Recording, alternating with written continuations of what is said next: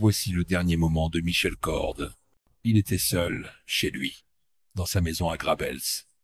Un coup de feu. Le silence. Le rideau est tombé. Le 5 mai 2023, à l'âge de 77 ans, l'homme qui incarnait Roland Marcy dans Plus belle la vie a choisi de mettre fin à ses jours. L'arme, retrouvée à ses côtés, ne laissait place à aucun doute. Mais pourquoi un homme aussi aimé du public, qui semblait si serein, a-t-il décidé d'en finir ainsi? La France entière s'est figée à l'annonce de cette nouvelle. Pas seulement à cause de la perte d'un acteur emblématique, mais à cause du mystère insoutenable qui entoure sa fin. Avait-il laissé un message? Un dernier mot? Une explication? Ou est-ce que tout cela s'est effondré dans un silence aussi lourd que sa disparition? Avant de mourir, il a confié à certains proches un mal, être profond, une solitude insidieuse, une impression d'être devenu inutile depuis l'arrêt de la série. Il avait été une figure paternelle, un pilier de la place du Mistral, et puis plus rien. Cette vidéo ne vous racontera pas simplement la biographie de Michel Corde. Elle lèvera le voile sur les dernières années de sa vie, souvent ignorées ou minimisées. Elle explorera les blessures invisibles d'un acteur prisonnier de son propre rôle, les silences qui ont précédé le drame, et les vérités amères que personne ne voulait entendre. Personne ne parle de cette scène, mais elle a mis fin à sa carrière pour toujours. L'effondrement intérieur d'un homme que tout le monde croyait solide. La fin de Plus belle la vie n'a pas été qu'un arrêt de programme télé. Pour lui, c'était une chute sans filet. Une déconnexion brutale d'une vie de fiction devenue peut être sa seule réalité.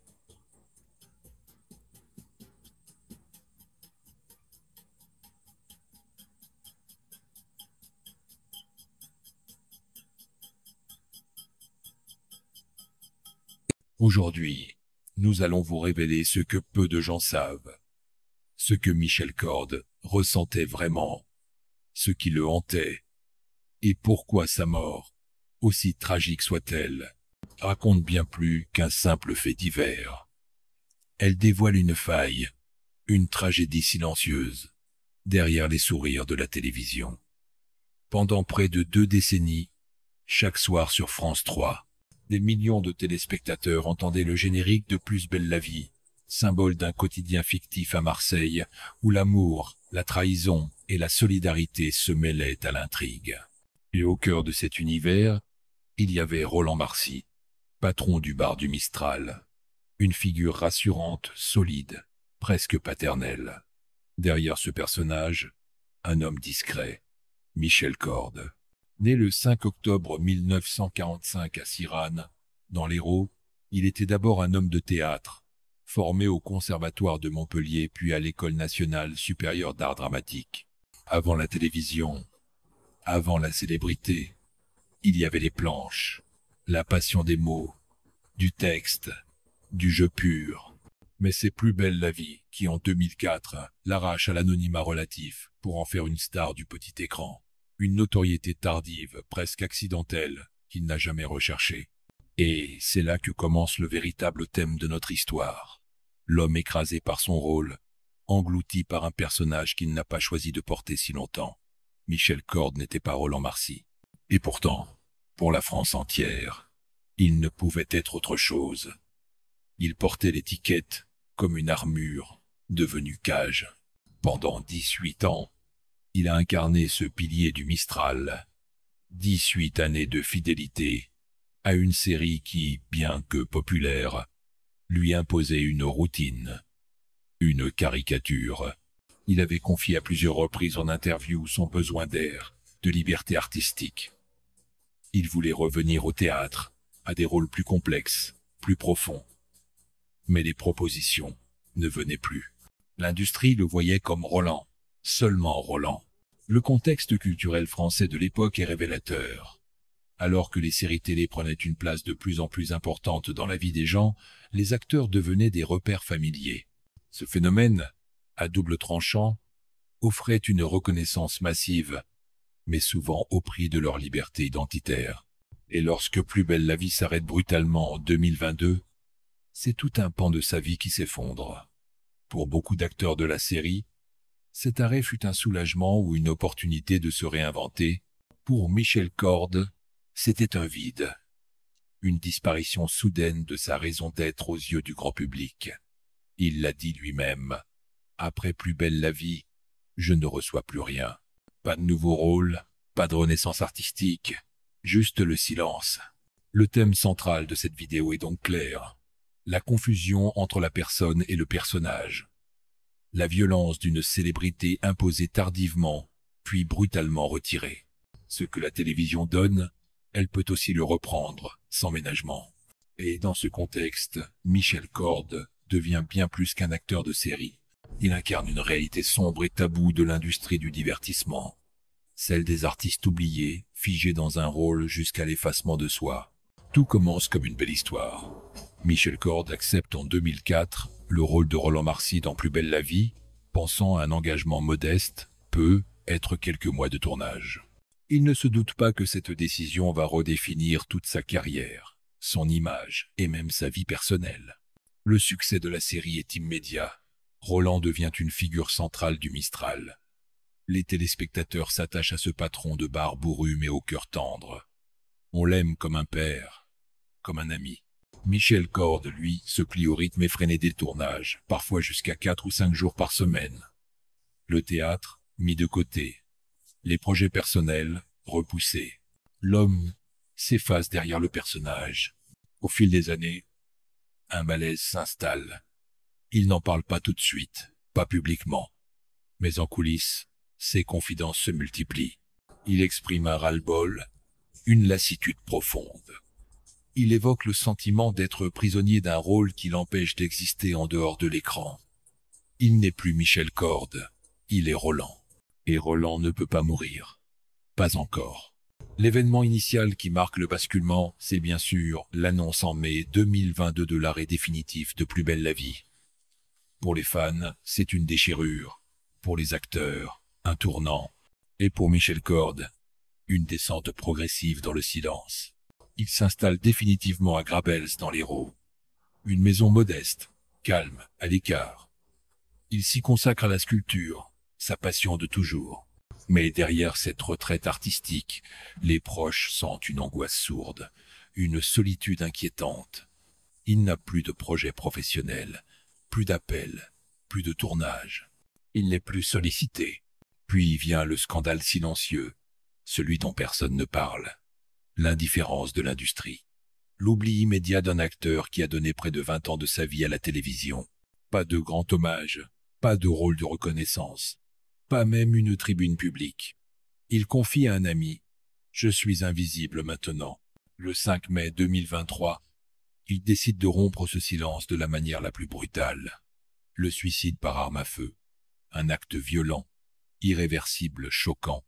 Un geste que beaucoup n'ont pas compris, mais qui, en vérité, faisait écho à des années d'effacement progressif. Les conséquences sont immédiates. Les fans sont sous le choc. Les médias relaient l'information en boucle, mais sans vraiment creuser. Pourquoi un homme de 77 ans, apparemment paisible, s'est-il donné la mort? Il n'était ni dans la misère, ni dans la tourmente publique. Il n'était pas tombé en disgrâce. Il était juste oublié. Et c'est peu être ça le plus tragique. Ce n'est pas un scandale explosif, pas un drame hollywoodien. C'est une mort en silence. Celle d'un homme qui n'a pas supporté d'être effacé par le personnage qu'on lui avait imposé. Un homme qui a trop longtemps porté un masque, jusqu'à ce qu'il ne sache plus comment l'enlever. Il y a des départs qui font plus de bruit que d'autres. Celui de Michel Corde, lui, s'est fait dans un silence assourdissant. Mais derrière cette tranquillité apparente, une tempête grondait depuis longtemps. L'événement en soi, un suicide par arme à feu, aurait dû alerter, questionner, secouer les consciences. Mais très vite, les médias se sont contentés de quelques lignes sobres, souvent impersonnelles. L'acteur Michel Corde est décédé à son domicile. La piste du suicide est privilégiée. Et puis, plus rien. Mais que s'est-il passé dans l'intimité de cet homme pour qu'il en arrive là? Plusieurs témoignages d'amis proches et de collègues ont émergé après sa mort. Tous peignent le même tableau. Un homme profondément affecté par la fin de Plus belle la vie, mais surtout par ce qu'elle révélait. son inutilité supposée dans un monde du spectacle qu'il avait consommé puis rejeté. Il aurait confié à un voisin « Je n'ai plus de place nulle part », une phrase anodine, mais qui, rétrospectivement, sonne comme un adieu en sourdine. L'un de ses anciens partenaires de tournage aurait déclaré, les larmes aux yeux, « Michel, c'était un roc, mais même les rocs peuvent se fissurer quand plus personne ne les regarde. Ce n'est pas un simple cas de dépression. C'est une véritable érosion de l'identité. Pendant 18 ans, il a été Roland Marcy. Puis, du jour au lendemain, ce rôle n'existait plus. Et avec lui, la reconnaissance, le respect, le lien social. Ce genre de disparition progressive est invisible, mais dévastatrice. En coulisses, il y avait aussi une autre douleur, peu connue du grand public. Michel Corde avait connu des drames personnels. Un divorce douloureux, une relation difficile avec certains membres de sa famille, et un isolement croissant avec l'âge. Son téléphone ne sonnait plus. Les mails restaient vides. Les castings, inexistants. Son entourage évoque aussi une détresse artistique. Lui, l'homme de théâtre, n'en pouvait plus de n'être vu que comme un acteur de série populaire. Il rêvait d'Ibsen, de Tchekhov, de Beckett. Il voulait incarner autre chose qu'un patron de bar. Mais ces rôles-là ne sont jamais venus. Il a vécu dans l'ombre d'un personnage qu'il avait, sans le vouloir, trop bien incarné. Le point culminant ? Un hiver, quelques mois avant sa mort. Il avait demandé à son agent s'il restait une chance de jouer autre chose. La réponse glaciale a été « Les gens ne te voient que comme Roland ». Ce jour-là, il aurait dit à un ami « C'est fini ». Et c'est bien ce sentiment de fin qui le hante. Pas seulement la fin d'une carrière, la fin d'un sens, d'une utilité, d'un regard posé sur lui. Le public, lui, a été abasourdi. Les hommages ont été nombreux mais souvent génériques. Peu de personnes ont osé nommer ce qui s'était vraiment passé. Un homme vidé par l'industrie qu'il avait glorifié puis abandonné. Sur les réseaux sociaux, certains messages ont été plus sincères. Une fan écrit « Tu as bercé notre quotidien pendant des années. Et pourtant, on ne t'a pas entendu crier « Pardon Michel ». Et vous souvenez-vous de ce que vous avez ressenti quand vous avez appris sa mort?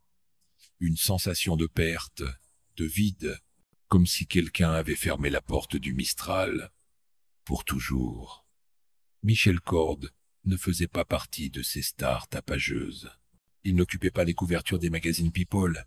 Il ne s'exposait pas dans les émissions à scandale. Et pourtant, son nom est gravé dans la mémoire collective d'une génération entière. Pour nous, il est un mythe discret, une légende à la voix grave et au regard doux que l'on croyait solide, presque éternel. Mais derrière cette apparence tranquille se cache une vérité que beaucoup préfèrent ignorer. La machine médiatique ne protège personne, pas même ceux qu'elle a construits. Elle utilise, diffuse, célèbre, puis oublie. Michel Corde en est un exemple cruel. Notre opinion est simple. L'acteur a été victime de ce que l'on pourrait appeler le syndrome du personnage unique. Celui qui vous propulse sur le devant de la scène, mais vous enferme dans une cage dorée. Dans son cas, Roland Marcy n'était pas qu'un rôle. C'était une prison symbolique, une identité publique si puissante qu'elle a fini par effacer l'homme derrière. Mais peut-on reprocher au public d'aimer un personnage? Peut-on reprocher à l'industrie de se concentrer sur ce qui marche? Ou faut-il au contraire pointer du doigt une absence totale d'accompagnement, d'écoute, de seconde chance offerte aux artistes qui traversent des périodes de transition? Notre chaîne croit fermement que Michel Corde méritait mieux. Mieux qu'un silence posthume, mieux qu'une gloire figée dans un rôle, mieux qu'un dernier acte si solitaire. Il est aussi le symbole d'une génération d'acteurs que l'on ne sait pas recycler. Des artistes expérimentés, cultivés, formés au théâtre, mais écartés au profit de visages jeunes et interchangeables. Il incarne le malaise profond d'un métier où la longévité ne garantit plus rien, pas même le respect. Nous pensons que sa mort devrait être l'occasion d'un débat plus large, sur le rôle des chaînes, sur le devoir des producteurs, sur la mémoire du public. Car si l'on oublie Michel Corde si vite, alors que reste-t-il pour ceux qui sont encore là, dans l'ombre, à attendre un appel qui ne viendra peu, être jamais. Et vous, qu'en pensez-vous? Avez-vous déjà ressenti cette gêne en regardant un acteur figé dans un rôle unique? Vous souvenez-vous de lui autrement que comme Roland Marcy? Avez-vous été surpris par sa disparition? Ou l'avez-vous pressenti, comme un malaise diffus qu'on n'arrivait pas à nommer? La chaîne aimerait entendre vos voix, vos impressions, vos souvenirs. Pas pour flatter la mémoire d'un homme célèbre, mais pour ne pas répéter les mêmes erreurs. Parce que derrière chaque visage à l'écran, il y a une vie. Et parfois, un cri que personne n'a entendu. Il y a des histoires qui n'ont jamais été racontées. Mais maintenant, vous les connaissez. Michel Corde ne reviendra plus sur nos écrans. Le bar du Mistral a baissé son rideau pour de bon. Et pourtant, chaque fois qu'on entend ce générique si familier, chaque fois qu'on revoit ces images de Marseille baignées de soleil, c'est lui qu'on cherche. Sa voix, son regard, sa présence. Ce n'était pas un héros flamboyant, pas une icône spectaculaire, mais il était là, chaque soir, comme un membre de la famille. On ne le remarquait plus, et quand il est parti, ce fut comme si une lumière discrète s'était éteinte dans une pièce que l'on croyait immuable. Le plus douloureux dans cette disparition, ce n'est pas la mort, c'est le silence qui l'a précédé. Un silence dans lequel il sait peu, être senti oublié, inutile, effacé. Et ce silence-là, il résonne encore, comme un avertissement, comme un appel. Souvenons-nous de lui pour ce qu'il a été, un artisan de la vérité, un acteur sincère, un homme pudique, et aussi pour ce qu'il a souffert. Les non-dits, les rôles manqués, l'oubli trop rapide. Il ne méritait pas cette fin, mais il nous oblige à ouvrir les yeux sur celles et ceux qui, comme lui, vivent dans l'ombre des projecteurs éteints. Michel Corde a peu être quitté la scène, mais il a laissé derrière lui quelque chose de rare, une trace authentique dans le cœur de millions de spectateurs. Une preuve qu'on peut marquer sans crier, toucher sans briller, exister sans tricher. Et maintenant, vous savez ce qui se cachait derrière le sourire de Roland. Vous savez que parfois, même les plus solides peuvent tomber, et qu'il ne suffit pas d'aimer un personnage à la télé pour sauver l'homme derrière.